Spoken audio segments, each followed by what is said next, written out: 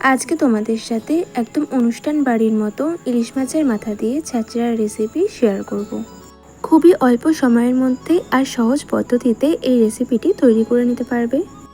আর এইভাবে ছ্যাঁচড়া বানালে খেতেও লাগবে দারুণ। চলো তাহলে বেশি দেরি না করে ভিডিওটি শুরু করা যাক। সবার প্রথমে আমি আলু, কুমড়ো আর বেগুনগুলোকে লম্বা লম্বা সাইজ করে কেটে নিয়েছি। এবার এই সমস্ত সবজিগুলোকে এক এক করে ভেজে নেব। আলু, বেগুন আর কুমড়োটা আমি ভেজে নিয়েছি। আমি মাছের মাথাটা ভেজে নিয়েছিলাম, সেই তেলেতেই দিয়ে দিলাম 3টে শুকনো লঙ্কা আর একটা পেঁয়াজের কুচি। এবার পেঁয়াজটাকে একটু ভেজে নিতে হবে।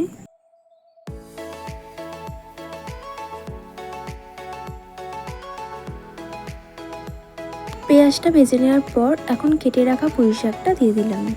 আর পুঁই শাকটা কেটে আমি জল দিয়ে ভালো করে ধুয়ে নিয়েছি। এরপর দিয়ে দেবো 3টে কাঁচা লঙ্কা চেরা, ছোট চামচের 1 চামচ হলুদ গুঁড়ো আর 1 চামচ নুন। এখন গ্যাসের ফ্লেমটা মিডিয়াম টু হাইতে করে দিয়ে সমস্ত কিছু ভালো করে নাড়াচাড়া করে নেব। এরপর ভেজে রাখা আলু, বেগুন আর কুমড়োগুলোকে দিয়ে দিচ্ছি।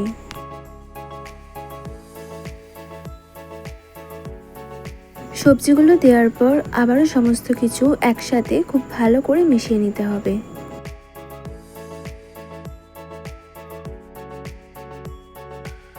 কিছুক্ষণ নাড়াচাড়া করে নেওয়ার পর এখন ভেজে রাখা ইলিশ মাছের মাথাটা দিয়ে দিলাম। এবার মাছের মাথাগুলোকে এইভাবে একটু ভেঙে ভেঙে দিচ্ছি।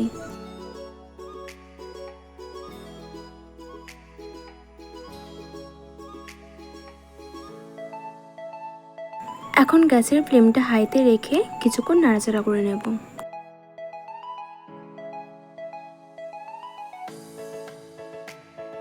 এরপর দিয়ে দিচ্ছি কিছুটা জল।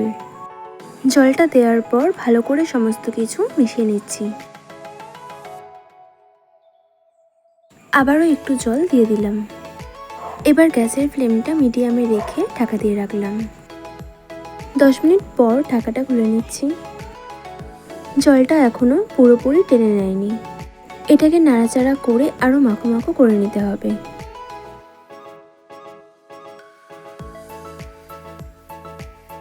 আরও 2 থেকে 3 মিনিটের মতো নেড়েচেড়ে নিয়ে আমি জলটাকে শুকনো করে নিয়েছি। এবারে দিয়ে দিচ্ছি 1 চামচ চিনি আর ছোট চামচের 1 চামচ ভাজা পাঁচফোড়নের গুঁড়ো। এগুলো দেওয়ার পর আবারও খুব ভালো করে মিশিয়ে নিচ্ছি।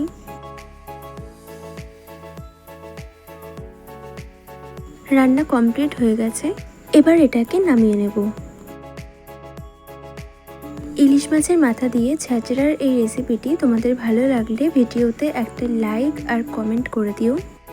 এই ভিডিওটি তোমরা যদি ফেসবুক থেকে দেখে থাকো তাহলে আমার ফেসবুক পেজটি ফলো করে নিও। আর ইউটিউব থেকে দেখলে আমার চ্যানেলটি সাবস্ক্রাইব করে নেওয়ার অনুরোধ রইল।